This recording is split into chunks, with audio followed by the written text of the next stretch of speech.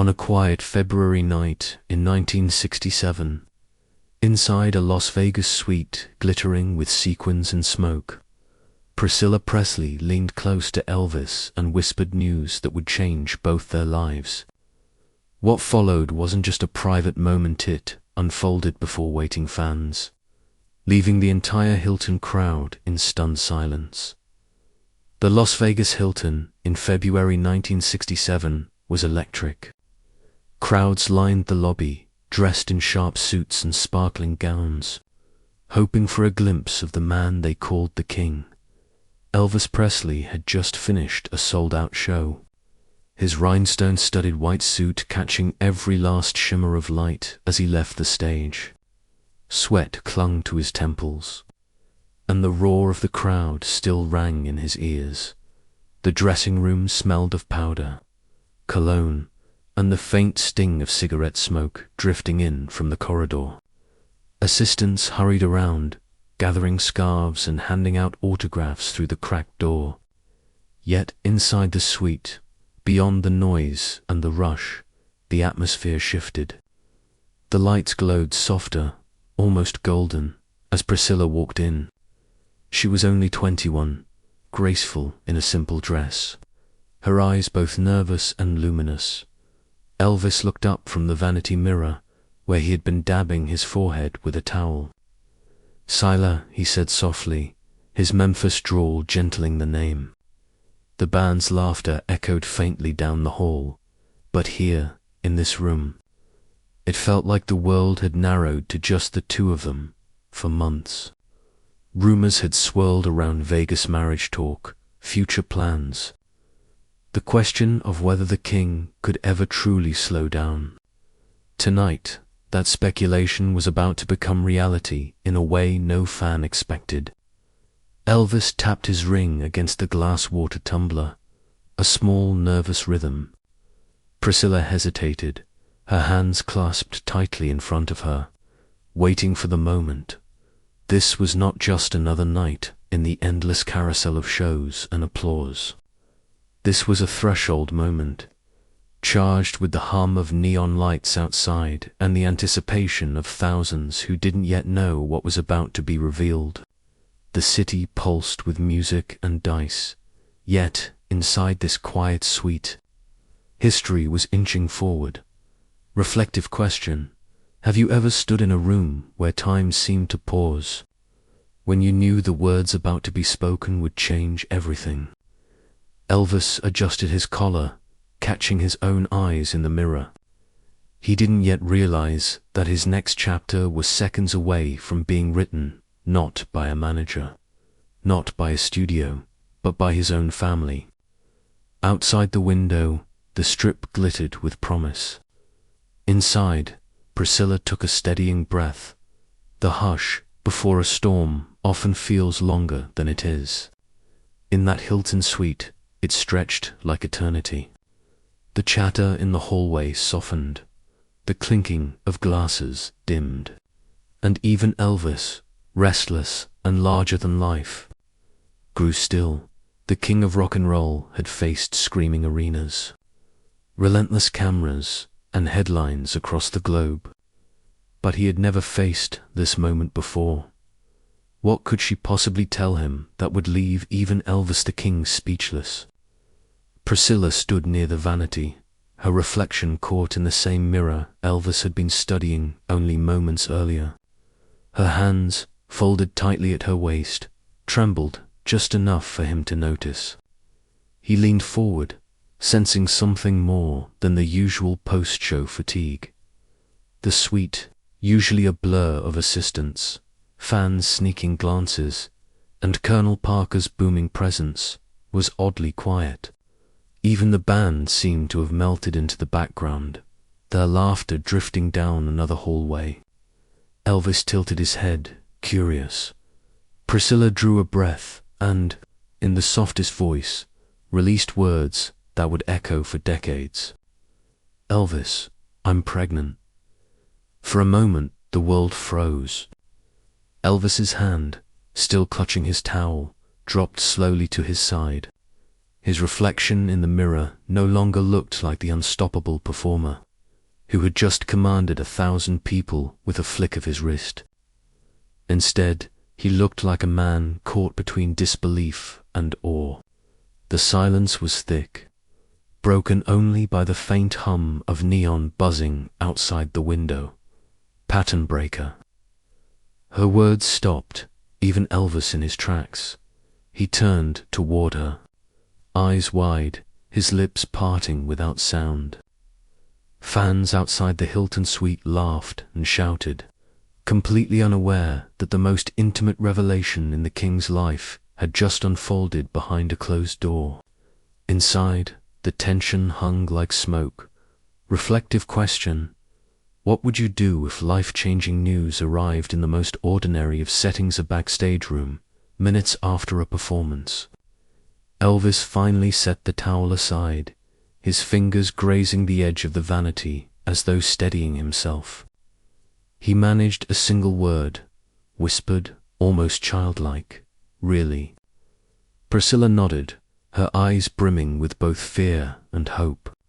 She knew this moment carried weight beyond their marriage. It carried the pressure of a public that treated their lives as an open book. Still, she had chosen honesty, trusting Elvis to meet her with the heart she knew lay beneath the rhinestones and fame. Elvis pressed a hand to his chest and let out a slow breath. "Well, Lord," he muttered, his voice trembling with something more than stage adrenaline.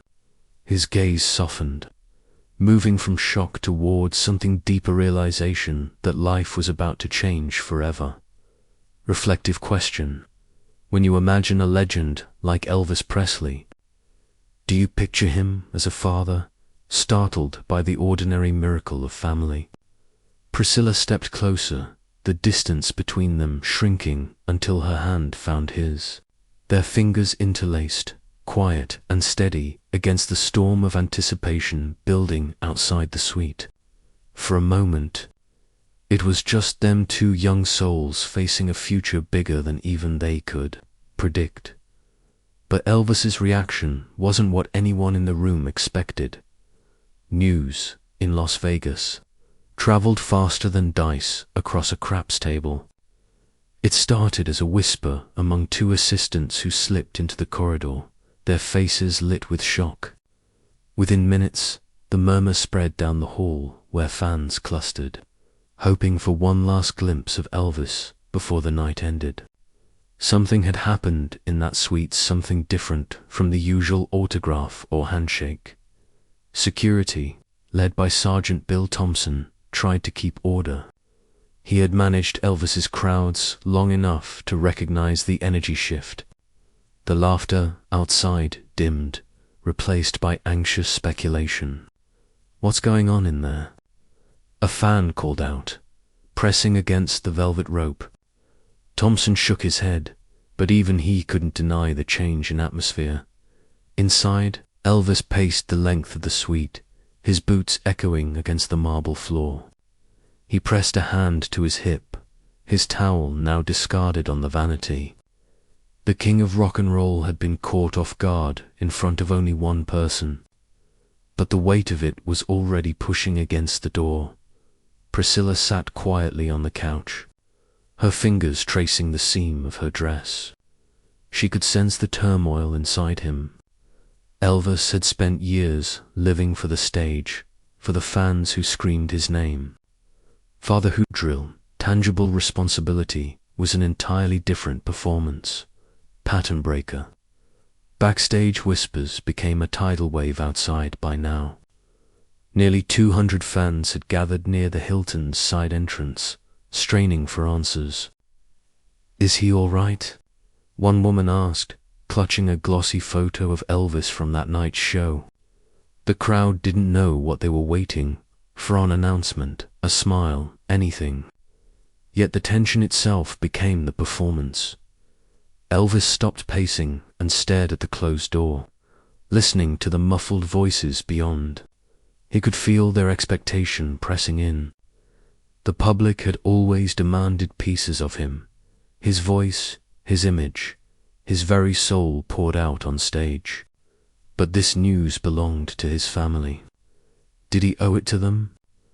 Or did he have the right to hold it close, at least for a while? Reflective question. Should legends be allowed the privacy of ordinary men? Or does the world own every part of their story? Colonel Tom Parker entered briefly, his cigar trailing smoke. "Elvis, don't say a word tonight," he advised in a gravelly tone. "Fans love a mystery, but this is press gold if you handle it right." Parker's words, always calculated, only deepened the conflict. Elvis wasn't thinking about headlines. He was thinking about the tiny life beginning to form, about what kind of father he could be. The suite's air grew heavy. Elvis turned to Priscilla. "They'll know, one way or another," he said quietly. She reached out, touched his wrist, and whispered, "But let them know from you." Her words lingered. Elvis had always been more than a singer to his fans. He was a symbol of hope, of change, of possibility. Now, in this fragile moment, he had the chance to reveal something rawer than a song. Reflective question. If you were in his shoes, would you hide behind silence, or step forward with the truth? Elvis drew in a long breath, his chest rising and falling with the weight of decision. Security knocked, warning him that the crowd was growing restless. From beyond the door came a chant, faint but building, "Elvis, Elvis." The same roar that usually thrilled him now sounded like a demand he wasn't sure he could meet. He turned once more to Priscilla. Her eyes steadied him. The tension broke not with words, but with a choice. Then Elvis did something no one predicted. He walked straight toward the waiting crowd. The corridor outside the Hilton suite fell quiet the moment Elvis appeared. He pushed the door open with one hand, stepping into the light as if onto another stage. His white jumpsuit, still damp from the performance, gleamed under the hallway's chandeliers. Security stiffened, but Elvis lifted a hand and unspoken signal to let him through. Fans pressed close, their voices catching in their throats. Some held programs, others clutched hotel napkins, but none dared to break the hush. They could sense something different in his posture, something heavier than the usual post-show charisma. Charisma. Elvis looked at them, his eyes searching the sea of expectant faces. Then he spoke, his voice steady but soft. "Y'all, Priscilla just told me we're gonna have a baby." The words cut through the air like a bell. For a heartbeat, everything stilled. The clatter of glasses in the lounge, the shuffle of dealers in the casino, even the faint hum of neon seemed to pause. The arena of that corridor went dead silent in front of more than 1,000 witnesses. Pattern breaker. Elvis Presley, the man who made stadiums quake, had left the crowd breathless with just one sentence. He swallowed hard, the corner of his mouth twitching as if he couldn't decide whether to smile or tremble. Then he added, in short bursts, "I'm scared. I'm grateful. And I'm gonna be a father." His words were not rehearsed lyrics, not polished charm, they were raw truth, spoken without the shield of performance. Reflective question. When was the last time you saw someone powerful drop their guard so completely? The stillness stretched, thick and unreal. Fans stared at him, blinking, processing. For years, they had cheered the king as a performer, a legend untouchable. Now, they saw a man admitting fear, admitting vulnerability. Then came the release. It started with one woman near the front who gasped and clapped her hands to her mouth. Another fan, tears brimming, whispered, "God bless you," like a wave breaking. The silence shattered into cheers, sobs, and shouts of blessing. The corridor thundered with applause, louder than the stage had been an hour earlier. Sound design cue, ovations swell, overlapping voices, echo of hand claps. Elvis closed his eyes for a second, overwhelmed, before looking back at Priscilla, who had stepped into the doorway. Her hand rested gently against her stomach, and when Elvis saw it, his expression softened fully into joy. Reflective question: do we remember legends for their flawless strength, for the moments they let us see their humanity? The king had just given the crowd more than a performance. He had given them his truth. But the silence wouldn't last. The room soon erupted in a reaction unlike anything seen before in Vegas. The silence had broken like a dam, replaced by a flood of sound. Fans cheered, some cried openly, and others shouted blessings that ricocheted off the marble walls of the Hilton corridor. What began as a private confession had transformed into a shared celebration, the kind of collective moment that only Elvis seemed able to create. He smiled now, still overwhelmed, but steadier. He stepped closer to the rope line, reaching out to touch the hands of fans who leaned forward, desperate to be part of this history.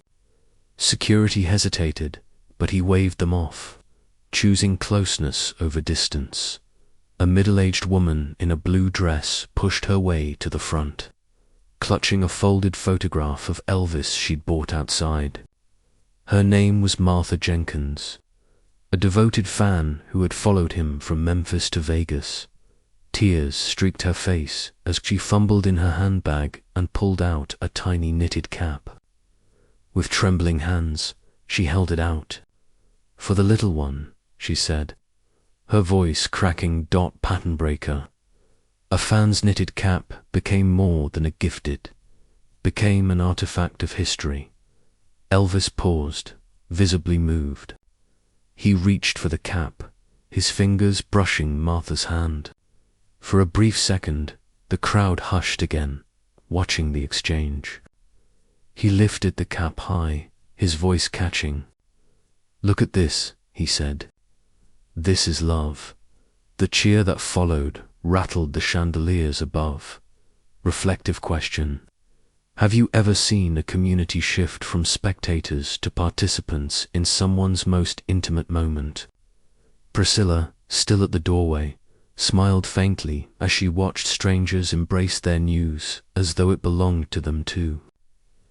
Elvis tucked the cap carefully into the pocket of his jacket, patting it with a gesture that seemed like a promise.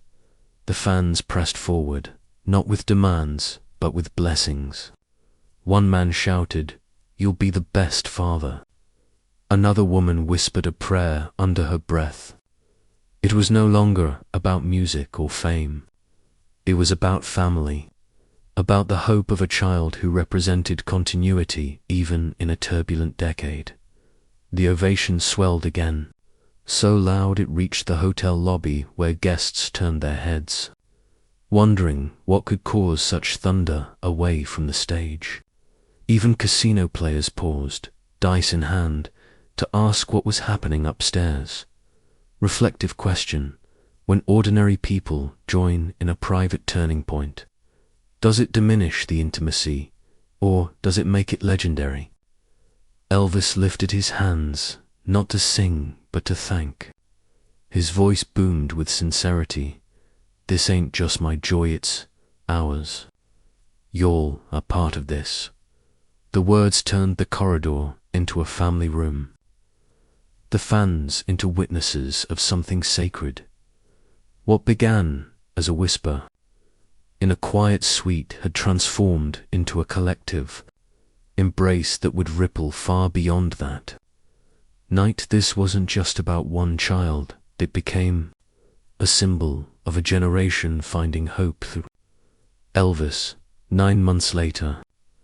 On February 1st, 1968, Lisa Marie Presley was born at Baptist Memorial Hospital in Memphis.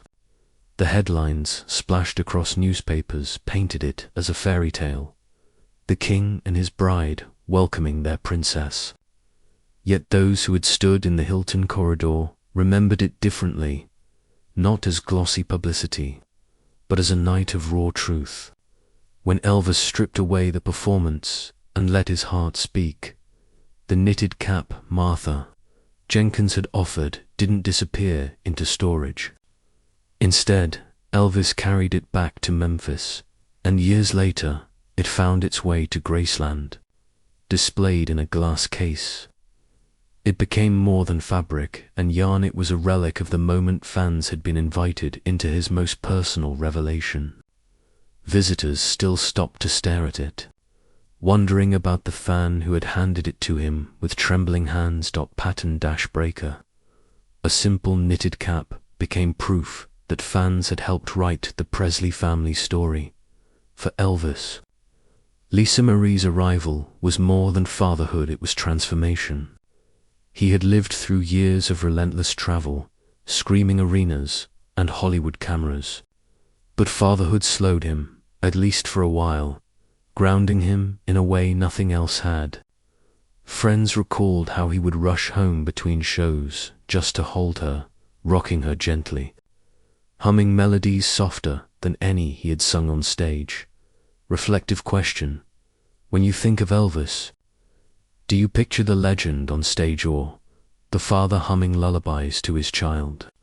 The ripple extended beyond the Presley home. Fans who had heard the Hilton announcement told their children and grandchildren about that night.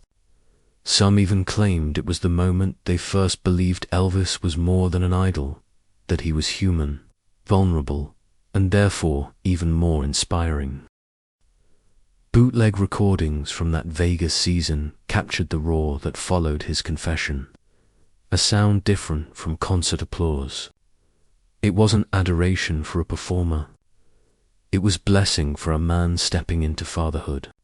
Listeners decades later can still hear the shift, the gasp, the hush, the explosion of cheers. Reflective question: is it possible that a legend's truest legacy is not the music left behind, but the humanity revealed in fleeting moments? In Graceland's nursery, painted soft shades of yellow, Priscilla arranged Lisa's first toys beside the crib.